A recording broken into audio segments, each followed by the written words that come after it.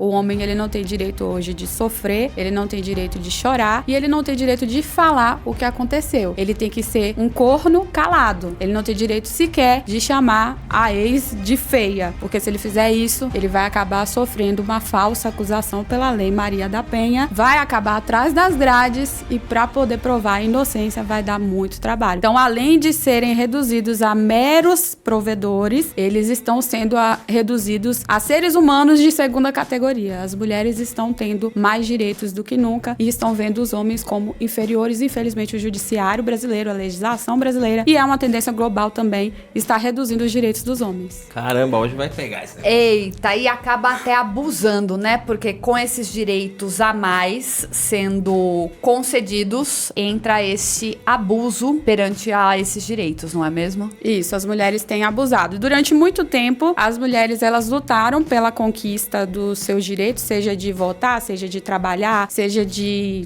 ter uma vida sexual plena e ela conseguir fazer isso através do método anticoncepcional, mas hoje a gente percebe uma tendência das mulheres em extrapolar. Elas utilizam de legislações que as favorecem para tentar ficar com o patrimônio do casal, tentar ficar com a guarda unilateral das crianças, receber uma pensão injusta e muitas vezes ficar sem trabalhar durante anos e anos, mas o objetivo do judiciário e da legislação não é fomentar o ócio e o parasitismo, é trazer justiça e igualdade entre as partes. Só que hoje a gente vê uma tendência dos homens estarem lá embaixo na balança e as mulheres lá em cima, então isso tem que mudar? E como a gente aqui conversa muito sobre negócios, empreendedorismo, vida, né? A gente tem um leque legal de conversa. Você comentando sobre essa questão dos homens. Hoje, será que seria uma solução para casais que nem eu e a Tauta, a gente trabalha junto, né? A gente tá junto há 20 anos. Os que trabalham junto, um contrato de sociedade de 50% de uma empresa resolveria um pouco desse tipo de problema, como uma separação, a mulher querer todos os direitos, querer tudo.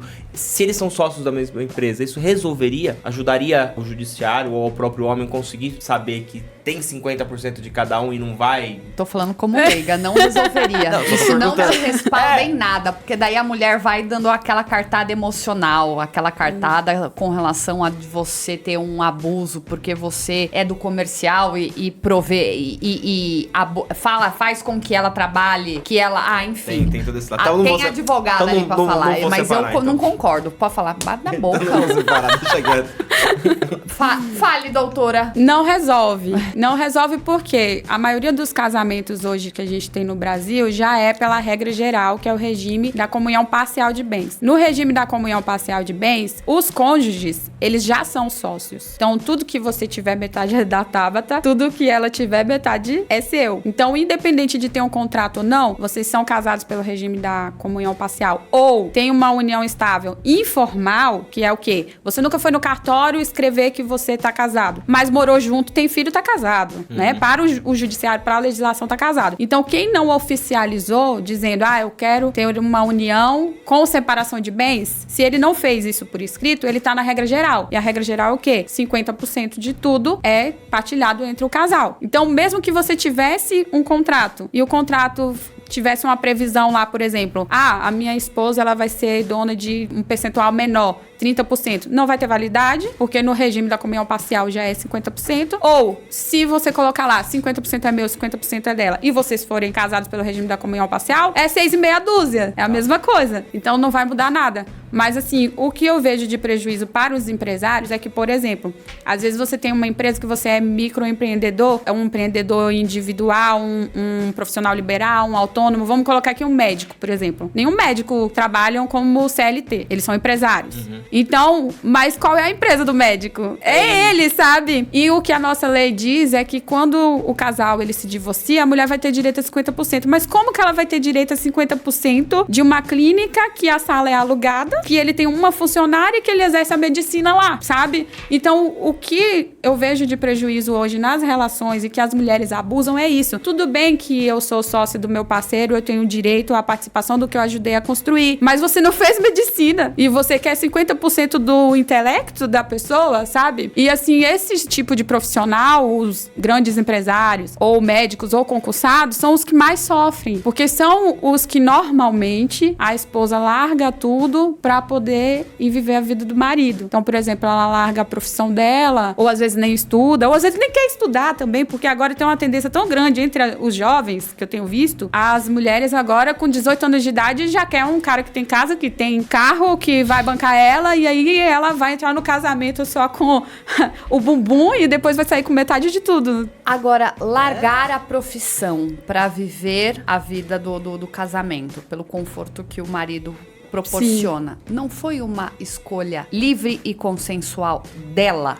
Exatamente. Como depois ela quer correr atrás deste prejuízo porque ela se sente prejudicada? Não é errado virar e falar assim, então tá bom porque você abriu mão e agora eu quero, mas não quero mais. Aí quando você não quer mais, você é a prejudicada, a coitada, a tadinha. Então bora esfolar o outro lado? Não é errado. Além de ser errado, o que muitas mulheres não querem enxergar é que os homens têm os mesmos direitos. Então, se um homem, ele deixar de trabalhar, ele se casar com uma mulher milionária e ele passar a cuidar dos filhos enquanto ela tá trabalhando, do dia que ele se separar, ele também vai ter direito a metade de tudo, ele também vai ter direito à pensão. Mas quando a gente coloca esse quadro, nenhuma mulher aceita. Pagar pensão para homem? Jamais. Dividir metade do carro que ela comprou com o esforço dela sozinha? Jamais. Mas quando a gente vê os homens reclamando disso, eles são apedrejados em praça pública, como se fosse um verdadeiro absurdo. O que eu vejo hoje são as mulheres querendo ser donas da força de trabalho masculina. Então os homens estão se tornando escravos das mulheres. E essa tendência é com o pai, é com o filho, é com o irmão, é com o sobrinho e principalmente com o marido. Mas o marido, ele não é pai. E há uma confusão muito grande entre a paternidade, a parentalidade e a conjugalidade.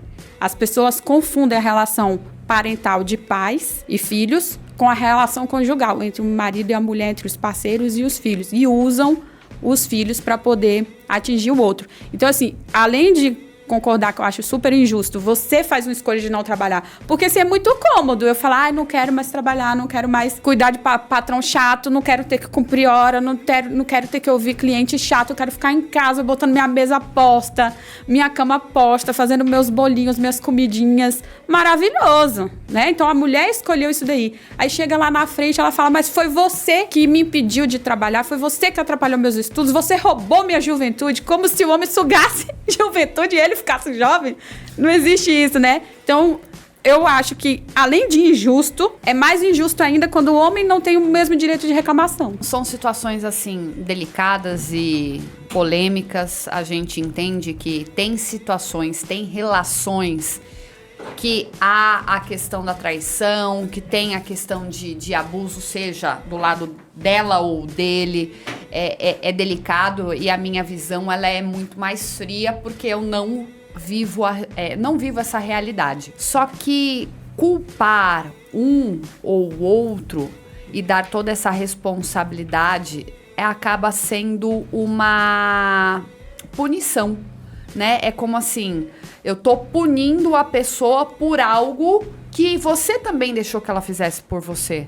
Não é você, não é ela que fez apenas, você também contribuiu para que isso acontecesse. Você tá punindo por um benefício que você recebeu. Eu nunca liguei de ficar em casa, eu cuidei do Murilo praticamente até uns 8, 9 anos do Murilo, né? A Thalita chegou até trabalhar em outra empresa, ou quando tava trabalhando com a gente, a Thalita sempre fez o comercial e eu nunca liguei de eu cuidar da casa, cuidar do Murilo, eu sempre fiz isso com prazer, porque eu acho que eu sou pai, então 50% da criação ou da responsabilidade eu também tenho que ter, então a gente não pode depositar na outra pessoa. Muitas mulheres querem todos os direitos iguais, né? Mas aí quando inverte é o que você falou, aí é onde começa... não tem direito igual. Aí quando começa a briga. Porque eu tenho a minha visão em relação a quando os pais se separam e usam os filhos, eu acho isso um absurdo. Porque primeiro que a gente tá criando depois adolescentes frustrados e adolescentes doentes, porque eles verem uma relação doentia, problemas na casa, de dinheiro, de tudo, então isso reflete totalmente na criação. E às vezes, pela mãe ter falado tão mal do pai, por exemplo, se for uma menina, ela nunca vai querer casar na vida, porque ela não vai querer ter um pai ou um marido igual o pai que a mãe pichou. Mas o que eu vejo demais acontecendo é a questão do dinheiro. Muito. Porque a mãe, ela quer receber uma pensão, às vezes, de um médico, vamos supor que tem um salário bom. Ela quer receber uma pensão muito alta para sustentar ela e os filhos. E ainda quer que ele pague mais coisas. E eu comecei a ver muito isso próximo da gente, né? Com relacionamentos de amigos. Dessa questão, pô, o pai paga escola, convênio, tudo. E ainda tem que dar dinheiro pra mãe, ainda tem que dar coisa. A mãe já está trabalhando, a mãe já está tendo uma fonte de renda. Mas a mãe olha pro filho e fala assim: ah, mãe, eu queria ir pro shopping. Liga pro seu pai e pede dinheiro. Ué, mas ele não tá pagando a pensão? Ela não teria que usar esse dinheiro pra ele? E eu vejo o que não tem na justiça, tá? Eu fiz direito por 3 anos, né? Depois eu acabei largando, não vi que não era pra mim, mas eu vejo que, assim, deveria existir alguém gestor dessas contas de sobrepensão, não a própria mãe, porque eu já vi muitas pessoas usarem o direito para o valor do direito do filho pra ela. Então é salão, quantas vezes a gente não viu? É salão, é saidinha, vai passear, boteco. é saidinha, eu quero, é roupa, é bolsa, e o filho lá não tem nada. Entendeu? Só que no dinheiro não é da criança? Exato. Essa é uma reclamação muito grande dos homens. E essa reclamação deles é silenciada. Porque as mulheres usam como argumento: ah, mas criança gasta. Tudo bem, criança gasta. Mas a criança gasta de acordo com a possibilidade do pai e da mãe. Porque é um outro discurso que é levado para dentro do judiciário. É que o filho tem que ter o mesmo padrão de vida do pai. Tudo bem. Pro filho do Neymar vai ter um padrão de vida que muito o Neymar bom. Tem. Mas acontece que nem todo brasileiro é um Neymar, né? E o que acontece mais ainda é uma mulher que, vamos lá, não estou menosprezando nenhuma profissão, mas a gente tem uma mulher que é secretária, por exemplo, ela ganha um salário mínimo e ela casou com um médico, largou de ser secretária, foi trabalhar em casa, o médico ganha lá seus 40 mil reais. E aí, quando ela se separa, ela recebe de pensão mais do que ela receberia de salário trabalhando. Não fecha a conta. Como uma mulher recebe um salário mínimo no trabalho dela e quer receber de pensão 5, 6, 7, 10 mil reais, é óbvio, gente, que essa mulher vai usar o dinheiro para pagar as contas dela. Isso é óbvio, isso é claro, é cristalino, não vê quem não quer. Não tem como você ganhar um salário mínimo, ter uma pensão de 5 salários e você não vai pagar suas coisas pessoais dentro de casa. Então é comum utilizar para pagar salão, para pagar unha, para pagar roupa, menos mal. E quando essa mulher ainda utiliza para colocar o Ricardão dentro da casa que era do marido, que ficou com ela porque as crianças estariam morando com ela, e ela tem o direito de começar a namorar, obviamente, de seguir a vida dela, mas aí ela pega o Ricardão e coloca dentro da casa que o cara suou pra poder construir. E sustenta ele. Sustenta ele com o dinheiro da pensão que esse cara paga, porque o cara vai chegar lá, vai comer, ela vai separar a comida da criança, a comida dela, a comida que foi paga com a pensão. Não vai, gente. Principalmente se a mulher já tiver filhos de outro casamento, ou se ela tiver posteriormente um bebezinho. É óbvio que essa criança vai se alimentar do dinheiro da pensão do filho do médico, porque não tem como ela comprar 3 danoninhos e ela vai dar dos 2 danoninhos pro filho do médico, e o filho do outro que tinha um emprego pior, que paga menos de pensão, vai ficar sem comer o danoninho dentro de casa? Não. Ela não vai fazer isso. Então é óbvio que as pensões no Brasil hoje estão sendo utilizadas de forma indevida e não tem a menor fiscalização, porque até pra gente entrar com pedido de prestação de contas da pensão na justiça, tem juiz que torce o nariz. Nem revisional tá conseguindo?